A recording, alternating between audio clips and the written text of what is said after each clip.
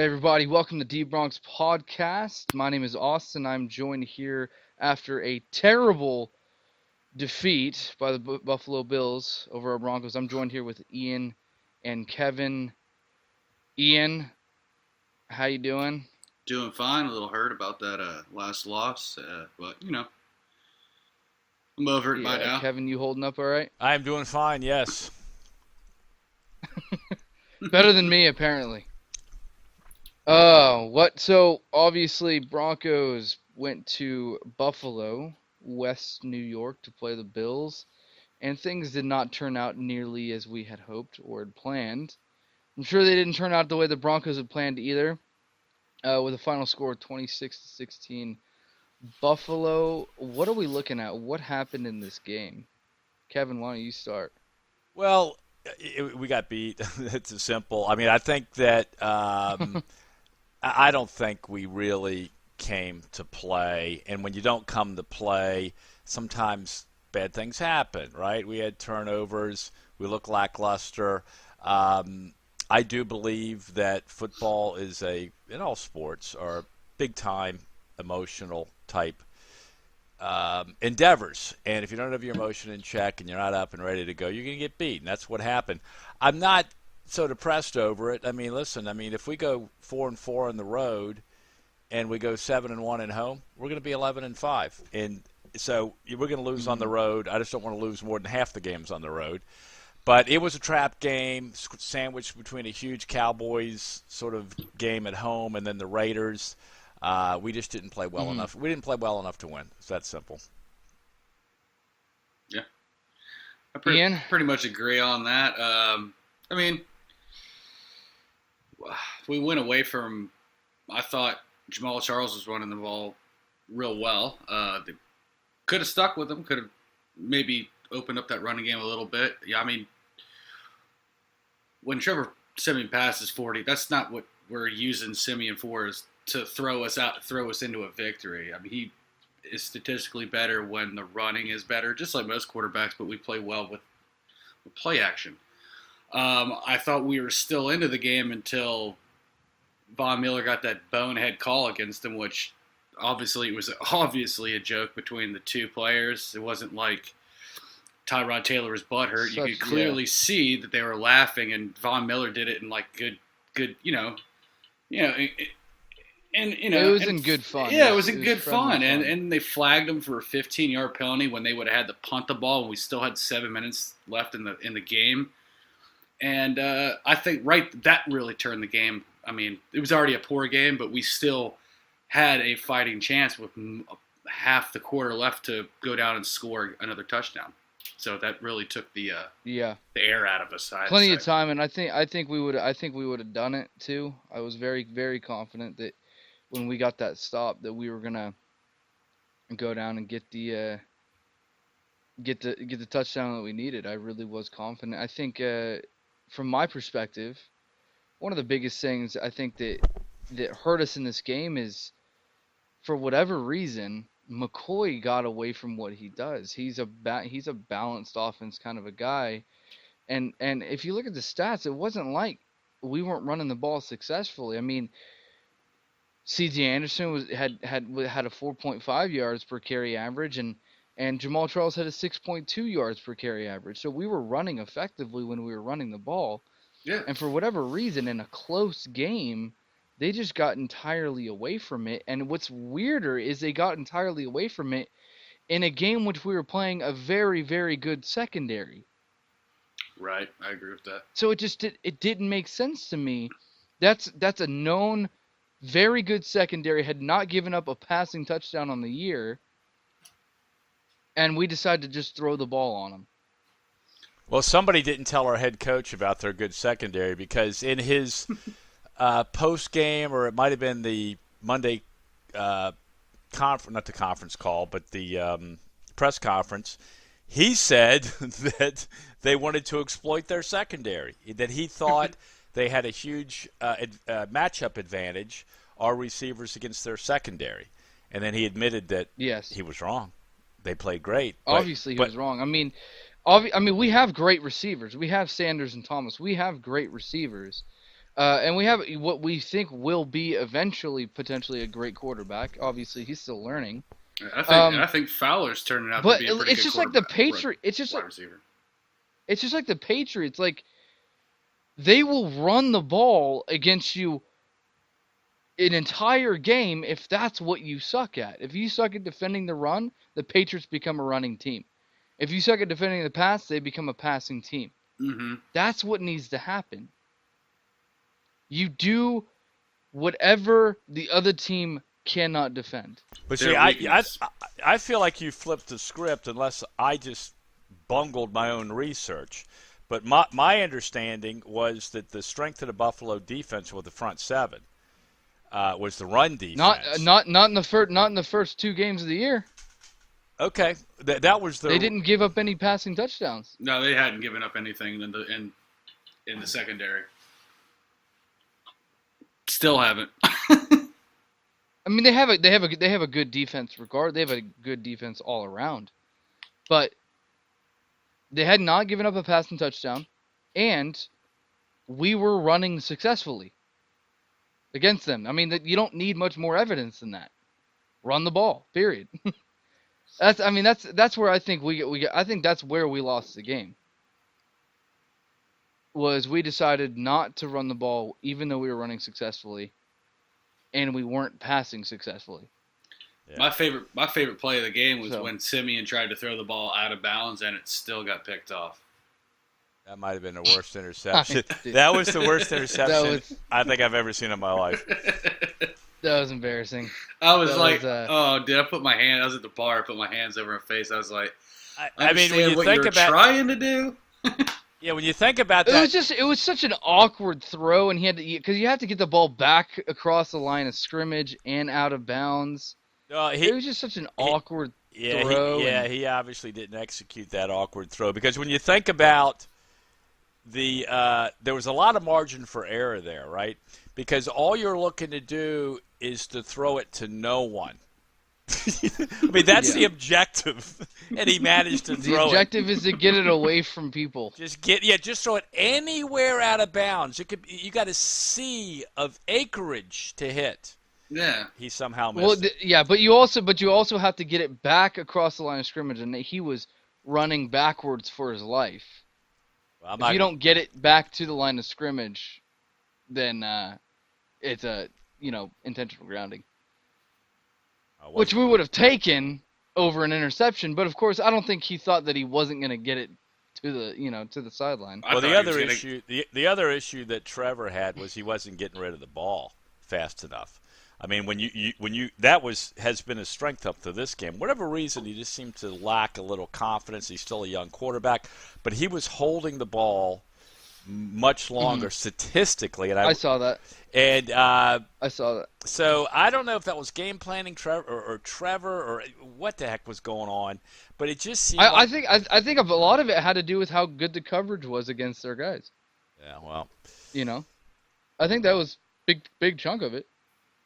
I mean, we did. Certainly, you got to get the ball out at some point, but we just came from a game with the Cowboys where there is zero coverage there. Yeah. I think it was just the coverage was good, and I think he was waiting for things downfield to open up instead of taking his checkdowns. Gotta have a check and down. That's obvious. It's going to be a learning experience. He is an incredibly intelligent guy. He's going to learn from it. I don't doubt that whatsoever. A rough game. Obviously, that penalty. I mean, we still had a chance to win the game. That penalty was a killer and such a dumb penalty to be called. I mean, do you guys agree with me that Tyrod Taylor and Von Miller were both smiling and laughing. Tyrod Taylor even pointed at him in like a joking way. There was clearly nothing unsportsmanlike about that exchange. No. Nothing. Not at all. Not at all. I don't know. And it cost us a 15-yard penalty and an automatic first down. Go ahead, Ian. That's unbelievable. Ian, you comment on it, and then I will. What about the Miller penalty? Yep. Yes. I think it was a bad call, but I think it was a poor time to start playing jokes. That's how I see it. Miller should take responsibility for it. He said he And did. I mean, he said he did. Well, so I'm not going to blame the referee, good, bad, or blame the ref on this. I'm blaming Miller. He's the guy who was horsing around. Listen, what was the score at the time? Were we losing? Yeah, by 7 points. By 4. Yeah, I mean, what's he doing? No, by 4. Oh, by 4. So we're losing. By 7. You're right. We're losing the game. It's late in the game. He's horsing around with the opposing team's quarterback. I say that's on us. I mean, I blame all parties involved, including Von Miller, but not limited to Von Miller. Miller needs to take responsibility. The only way he is and he is taking responsibility. This is me talking. This is not Miller talking. This is me. Well, I'm saying that I think all parties are responsible. If Von Miller, it was stupid time, but but even Tyrod Taylor said they've been friends for a long time. Hung out at the combine, came out the same year of the draft. They've just been friends for a long time. They said they'd always done that when they play together. It's just been a theme of whenever they play against each other. And that one time was probably no different than any other time. Probably happened multiple times throughout the game. And that was the time the refs like, all right, I'm going to get him now. It shouldn't have been called. Okay, yeah, I understand. Von Miller. Go ahead. We don't need to anchor too long on this because you don't have much. We got to jump on the Raiders. But I agree that it shouldn't have been called a penalty. I'm just saying, other than those two guys who apparently have this little inside joke, the viewing public, as well as maybe a lot of the players on the field, and clearly the referees didn't get the joke. So it appeared to be classless what he did. That's why he got flagged. I don't know what viewing public you're talking to that doesn't get the joke. It didn't appear. It didn't appear. The guy that threw the flag. Yeah, the guy who threw the flag. It's not. A classy move. The guy who threw the flag, I guess. But I don't think I've talked to any viewing public who was like, oh yeah, that was malicious intent. Clearly. Not malicious. It just wasn't a classy move to pull your hand away from the guy. Taylor reached his hand out, looking like he wanted to. We disagree. Oh, all right. We do. I get what you're saying, but it's just we disagree. It's again the no fun league. Don't let them have fun with one another. Finally this year they started to back off a little bit on the celebrations and not flagging every celebration. But it's just a whole thing about the no fun league. Just don't let anyone have any fun. I mean, clearly if there's malicious intent, and usually it's pretty obvious. I think but anyways, I don't want to stick too long on that subject. I think we should move on from that subject. Obviously, one news story that hit before we move on to the Raiders. One news story that hit is with heavy hearts. Coach Red Miller did pass away. Former Broncos coach Red Miller did pass away at 89. Who in 4 years with the Broncos actually won an average of 10 games throughout the 4 years, and they were shortened seasons. They were not 16-game seasons every year. Won 40 games in 4 years. Back in the day. With that Orange Crush defense. Oh, yeah. So obviously that was a news story. I don't think anybody wanted to hear, in Denver or otherwise. I mean, he was a great guy, good coach. So Kevin remembers those I didn't want to breeze over that as if it didn't happen. So. Well, he was the coach when I really started following the team. I mean, he took over the coach when I was still in high school, mid-70s, 76, 77, right in there. He took him to the first Super Bowl. He really helped change the image of the Broncos. I mean, until he got there, the Broncos were one of the losingest franchises in the AFC or AFL, I should say, and then ultimately... He was really the beginning of the turnaround. He was. I mean, the real keys for the Broncos were Red Miller and then acquiring Craig Morton via a trade with the New York Giants. So in the 1977, this is right in my wheelhouse, guys, 1977 when Red Miller took over, we also picked up Craig Morton from the New York Giants. And then we went 12-2 that year. And the drivers were the new coach and the new quarterback. And we got squashed in the Super Bowl but we made it to the Super Bowl and went 12-2 in the regular season, and then shortly after that we pick up Elway, and boom, we're off to the races. But that was really the beginning of us becoming one of the top, most winningest NFL teams. Red Miller, rest in peace. Absolutely, Red Miller.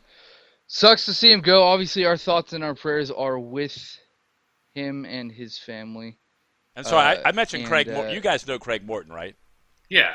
Oh, absolutely. Quarterback. Absolutely. Okay, good. Yeah. I just realized, guys. For the younger listeners. I mean, you guys weren't even born. I said he was the quarterback, so I just want to make sure. Yeah. Yeah. Okay. Appreciate the clarification. Yeah. There, sorry, guys. Kevin. I figured you would have known, but it just hit me. I'm an old guy, so. But yeah, those were the good old days when nobody expected them to win, and it was really exciting when they won. Yeah, of course. And they won a lot during his years.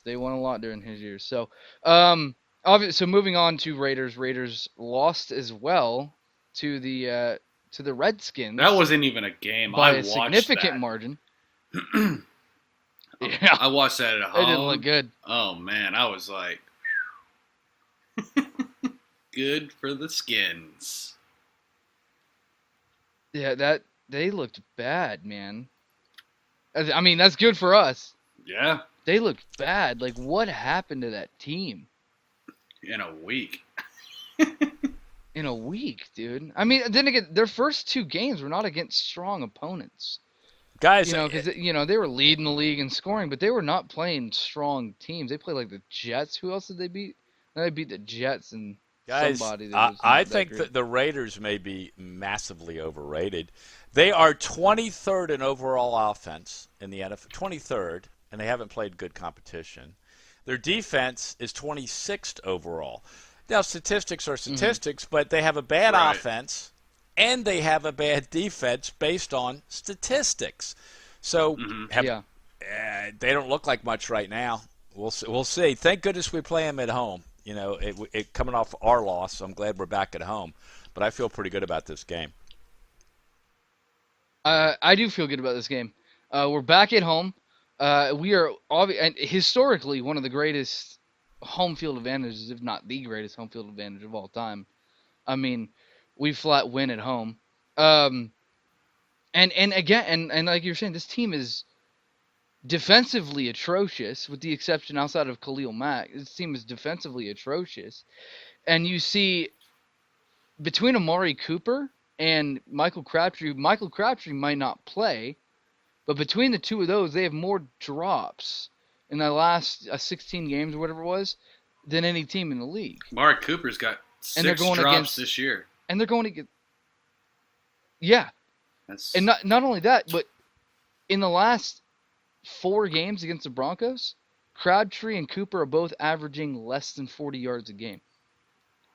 Yeah, last year... Well, both of them. The Raiders are 24th in the league in passing, not helped by all the drops, but they're only averaging 192 yards in total passing. Mm-hmm. They're not going to improve on those stats against us. I can pretty much promise you that. And, I think the key for us is to do what we didn't do in Buffalo. I mean, we didn't run the ball as effectively just because of principally because of our play calling. Need to get back to ground and pound, take a little bit of pressure off Simeon. Simeon's not going to win us games consistently with his arm. He's got to be throwing 25, 30 times. So that means run. But I'll tell you what did show up in Buffalo was our run defense.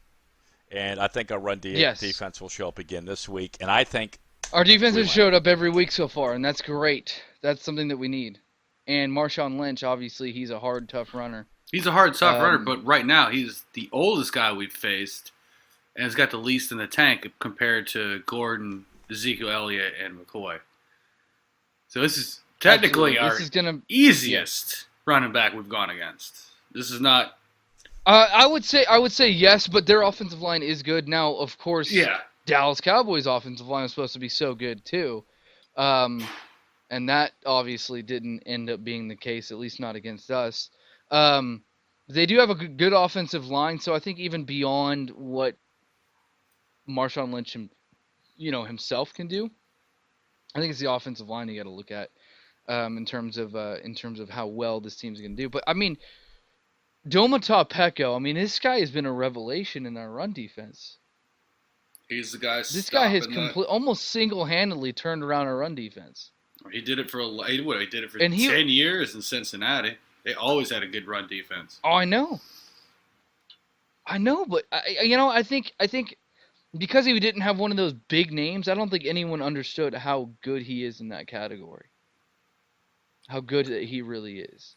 I mean, he has completely turned this run defense around. And Adam Gotsis, I mean, he looks like a revelation. One. Yeah. I mean, these guys just look like they've completely shut the door. They're back to what I believe to be a championship caliber defense. Because it's more than just their secondary. It's more than just their pass defense this year. Which obviously the issue last year was it was only our pass defense that was elite. Our run defense was terrible. Our run defense. By the way, we've gone almost worst to first. Yep. All right, Ian, go ahead. Oh no, I was just saying. Oh, everybody knows our run defense. We were 27th in the league. That's pretty terrible. I mean, so yeah. I mean, Gotsis came in. He's second year, stepped it up a lot. Peko, you know, man, Peko is one of the unsung free agent heroes, I'd have to say, out of the entire NFL. Comparing to going from 27th in the run to what, second? Yep. Well, that's we're number one against the run right now. Are we number one? Yeah. So that's a pretty big. We're number one. Even though it's 3 games, that's a pretty big turnaround. Pretty quick. Yeah. Yeah. So, Denver is number 1 against the run, just to amplify what Austin said. We're only giving up 59.7 yards a game. Defensive line. So, Peko, did you guys know that he is the Iron Man of the NFL when it comes to defensive linemen? He has started like 117 straight games. It's the longest streak of any defensive lineman in history. The guy's crazy. In history, I saw that. Yeah. I saw it so too, I mean, so that's number 1. I think we can count on the guy, hopefully. And then number 2, we talk about. All right, Austin, help me. Gotsis, yes. Gotsis, yeah. Gotsis. It's Gotsis. Gotsis. I noticed you guys missay that a lot. Well, hold on. I just said it right.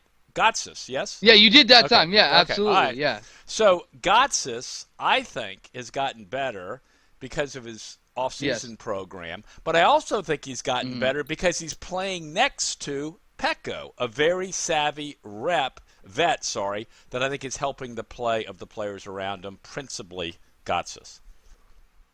Yeah, and he's eating up blockers for those linebackers to get in there too.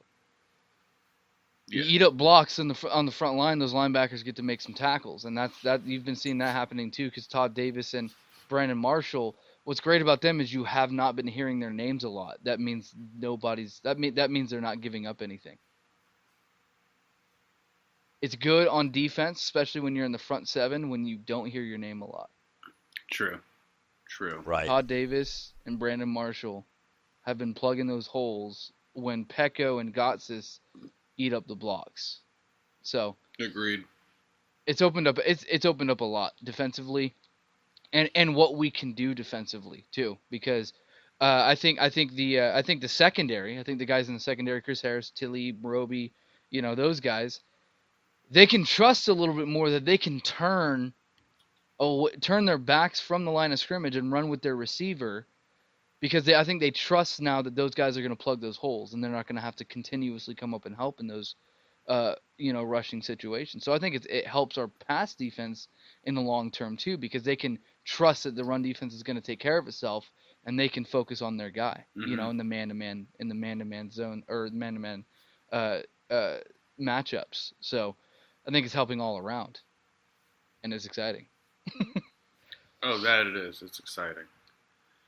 Yeah. So, couple things that I noticed. So one thing that I noticed about Oakland, and I'm wondering if Denver can replicate this to some degree, is Oakland got absolutely demolished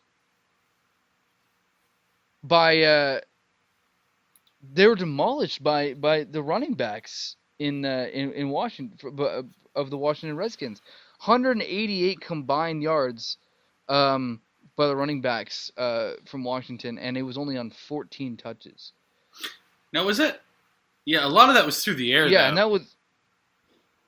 I'm sorry. I think a lot of that was through the air with Chris Thompson. Yeah, that's what I'm saying. Is it may not necessarily be running, but just using the running backs, Yeah, both running and out of the and as receivers out of the backfield. I don't think their linebackers and safeties can really keep up with receivers out of the backfield right now. no, they. At least that was the case against Washington. Well, no, they. Do you guys think we can replicate that with Anderson and Jamal Charles? I think so because both of them are good pass catching running backs. I mean, Chris Thompson's not a every down back or anything like that. He's more of that pass. He's you saw what he did basically the He's last primarily 2 weeks. pass catcher. Yeah, because I mean the only reason he even got touched. I mean, Samaje Perine is the one who got the touches until he almost broke his hand and fumbled the ball.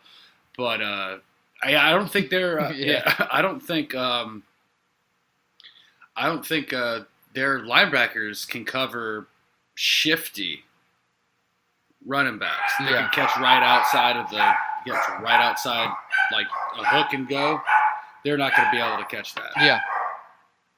Yeah, I don't. Yeah, I hear you. Yeah, I don't know. I mean, the Raiders actually did a pretty good job against the Redskins' running attack. I mean, Perine was a rookie. He only had 2.8 yards a carry or something against the Raiders, and he carried the bulk. But where the Raiders were exposed is in the dump off passes and just pass defense. And I mean, my goodness, Kirk Cousins was 25 for 30. I mean, please. I mean, Yeah. you're not going to do that. I mean, he was just. You're not going to do that well against the scout team, 25 for 30, 365 yards and 3 touchdowns. They didn't need to run the ball, and they didn't run the ball well. They just kept passing, and they chewed up the Raiders. So that pass defense is pretty atrocious for the Raiders. That's why they're 27th in the league principally. So this suggests that we may need to go back to the pass a little bit because that's their weakness. Yeah. Yeah, no, I certainly think passing the ball is going to be important, but certainly you don't want to get as imbalanced as it was last week. It was just too imbalanced last week. Yeah, it was 60-40. Raiders are not good defensively. Yeah, the Raiders are not good defensively, regardless of passing and running. They're worse against the pass, but they're not very good either way. And so I think you got to replicate the offense and what we were doing in the first 2 weeks against the Chargers and the Cowboys. Really like it was That's what against was the working. Cowboys. Their defense. I Yeah. think the Cowboys' defense is better than the Raiders. Yeah, but they were decimated by injuries in the secondary. I don't know if that still makes them. I don't know if that would make them worse than the Raiders, but they were pretty decimated by injuries. You had a couple guys back there And I that have think- been through 4 snaps in their career, so that's pretty bad. Yeah, and I think we also just need to play a cleaner game offensively. Obviously, like I said, being a little bit more balanced, but we've turned the ball over twice in each of the first 3 games. That's 6 turnovers in 3 games. Mm-hmm. We got to clean that up. I mean, just flat out, we got to clean that up.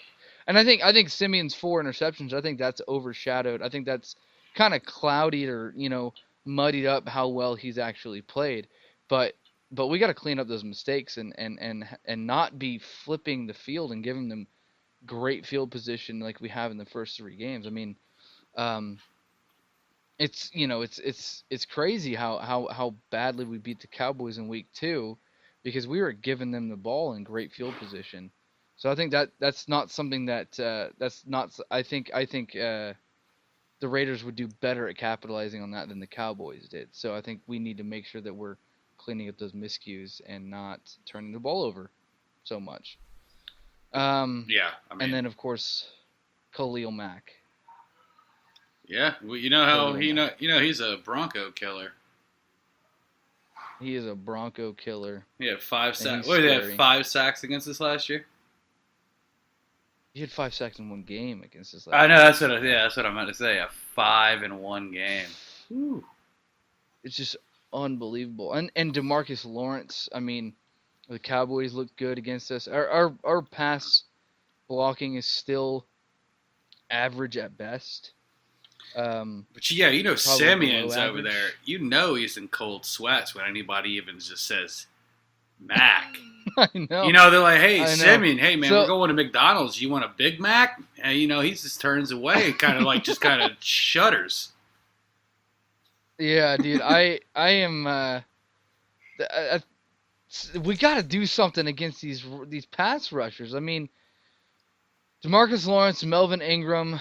I mean, Melvin Ingram didn't have as much success, but DeMarcus Lawrence got to the quarterback, and there was a lot of pressure even when Ingram wasn't getting to Simeon in the first game. Yeah. And so Khalil Mack is on another level versus those guys, and when it comes to rushing the quarterback. So I mean, he's up there in the Von Miller tier of pass rushers. So we he have to have a good game plan against these guys if we hope to, in the trenches if we hope to leave this game with a victory. So their best pass defense is Khalil Mack. Let's be real. Oh yeah, definitely. Might even have to move Von Miller. So I do think it's going to be tackle. I do think it is going to be kind of like Kevin, like you were saying. I think it's going to be passing, but a lot of short, quick dump offs. Yeah. Just to kind of because he's going to be that pass pressured. rush. He's going to be pressured. He's going to be pressured a lot. Yeah, we have to offset that pass rush. So, well, let's go ahead and get this thing wrapped up. You guys have anything else you need to say? I do want to do predictions, as bittersweet as they may be sometimes. Well, if you have anybody anything else you wanna remembers add before that, if anybody remembers my prediction from last week, I pretty much shot myself in the foot. What was it, 27 to 10? Oh, 28 28 to 7. Oh yeah, man, I was really riding high. I said 27-17. I think Kevin, you said 27-10. Yeah, we're really, we got miraged. I was very pissed off. I'm gonna be real. I was very pissed off when this game ended. Kevin, you brought me a little bit back down to earth, saying that you feel like the Buffalo game was more of the mirage than the other two games. And I certainly hope that you're right. So, Ian, I'd like to start with you. Let's start. Baltimore game. Did I say Baltimore? Dallas. I meant Buffalo. Yeah. So, Ian, let's start with you. What do you got? Who do you got winning? Broncos at home. We'll go 24. 24-14. 24-14. Donks. Kevin, what do you got? Well, one of the things that is working out for us so far this year is we have been relatively injury-free. I think we're going into this game pretty healthy, which is a good sign. I'm going to go with the team who I think needs this game the most, which would be us, because we're playing at home. Mm-hmm. I think we're going to defend home field. I think the Raiders are not playing like a playoff team right now. They're playing like a below-average team, at least statistically. Hopefully they won't pull their act together this week.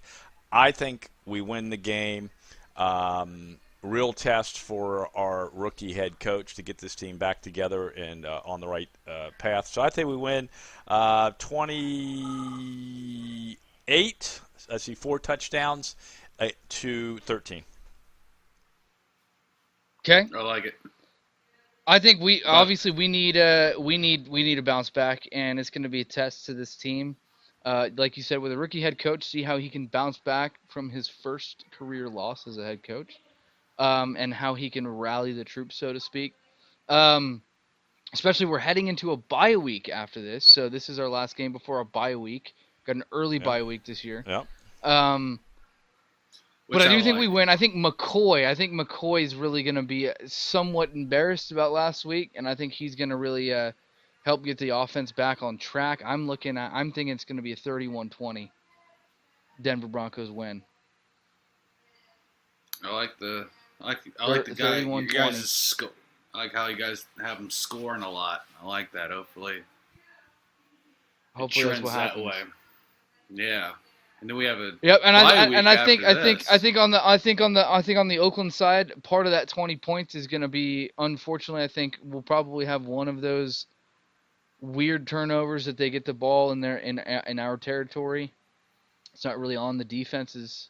It's not really on the defense, but I think Because that that's always going to be. happens. That always Yeah, happens. To us. it's just been a theme this year. So I'm thinking 20-31 Broncos victory heading into the bye week. So let's certainly hope for that, if not better. I would not mind another 42-17 crushing at the hands of the Broncos. Alrighty, you guys have anything else you want to end with this week? Let me just say that I'm very proud of my podcasting partners. We actually made it through this entire podcast without mentioning the hottest topic in the country right now, which is what happened this past weekend before the NFL games. And you know what it is? Well, congratulations, Kevin. You just brought it up. Well, listen, I didn't say it. I did not say it. I said, listen to the tape. I said what happened before the games. I didn't acknowledge exactly what it was. And I'm not. Okay, can I say something? Can I say something that I do like? Yeah. I don't know if you guys have heard yet. The Broncos have decided to stand together for the anthem. Too late. Well, they better. Too late for me. I look. Don't get in. I mean, look. If you're a believer, you're a believer. You gotta have grace. Am I right? You gonna hold? How long are you gonna hold that against them? Well, I don't like what they did. I'll never like what they did. Forever. I don't either. But instead of turning it too political, let's just. I didn't see go the politics. Positive in what they're in this. They did the decision they like. Okay, I'm talking about right now. Stop being so. Well, I'm not going hurt on that and see the positive in now. I'm not going to give them credit for what they're supposed to be doing. They're supposed to be standing up and honoring the flag in our country. So if they do that this week, I don't give them credit for it. That's what they're supposed to do. And by the way, the NFL players' rule book mandates that they do that. So they're employers. Actually, it's a suggestion in the NFL rule book. Sadly, it's not a mandate. Yeah. The only sport that mandates it is actually the NBA, but they do encourage and suggest that you stand with your team. It's a loophole in the NFL. Believe me, I've listened it's just like standing for the Pledge of Allegiance, putting your hand over your heart. You're not going to get arrested for not doing it. Back in the 80s, they would have dragged you out of school. I just think I know how everybody like all the Broncos, because I know Elway said you always stand for the anthem and all that stuff. And a lot of times here's the thing where the Broncos are all going to stand this week, and then I heard Chris Harris put out a tweet and said it wasn't a unanimous decision for everybody to stand, but we want to be a team and show unity. Which, God, if I hear unity one more time, I'm going to start shooting people. And if they stand and lock arms, that's not respect. Yeah, it's like, dude, we get it. We get it, dude. We understand, dude. Oh my God.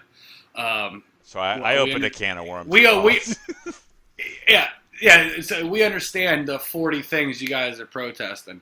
Now it started with one thing. Now it's snowballed into all this other garbage. Well, we don't want to divide anything, but we are single-handedly dividing everything. Here is the biggest problem with their logic. They talk about, and I hear it all the time.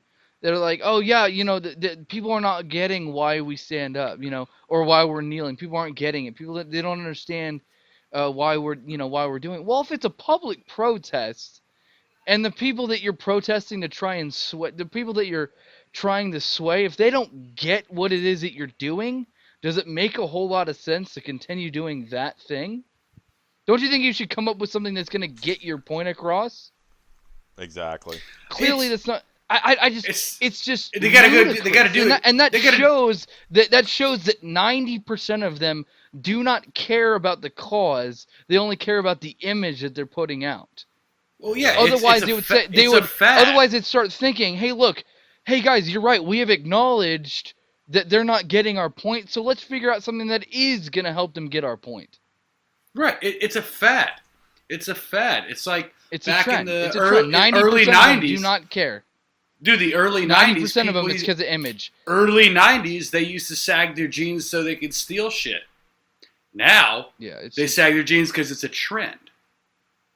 It's just a trend. Like, it started with one thing, and then it just snowballed to another thing. And now that my original point, now that everybody's standing, I don't think they're standing because they're like, oh, the flag. I think they're standing because they're like, oh, all these people are going to boycott. It's going to hit my pocket real soon. This is a money thing. Exactly. It ain't about, oh, all of a sudden I had an epiphany on Monday morning and I was like, I made the wrong mistake.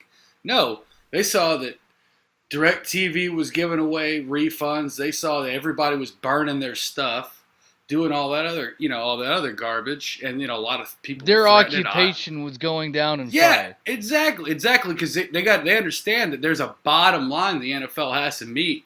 If they don't meet that bottom line, they start going below it. Guess who's going to start feeling it? The people that are kneeling. That's the players, the employees, and the owners are not going to put up with that crap. Yep. 100% agree. And they should just, if they want to, get their cause out there, get it in a way that it gets the point across. Their point's not getting across. It's ludicrous. Anyways, sorry about that, listeners. Sure you guys haven't heard it from every other podcast going from ESPN to NFL.com. We like the Broncos, and we hope that you do too. No, Ian's we still about love to the go Broncos. off on a tangent. No, we still love the Broncos. Still number one. We just hope you guys learn from your mistakes and just even if you just lie to us and say, "Oh, we love the flag now," but we all know that it's about the money. Ian, stupid. Ian, it's done. It's done. Conversation's over. We need to just walk away. Ian, I'm real close to taking a knee on your commentary, my friend.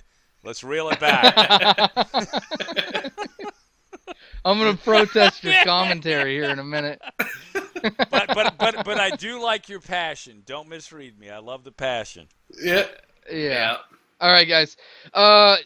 Obviously from Kevin, from Ian, from myself, we're all hoping for a Broncos victory on Sunday against the hated Raiders. Yeah. And we hope that you guys will enjoy the game with us as we watch them take down the Raiders. Have a good night, and we'll talk to you next week.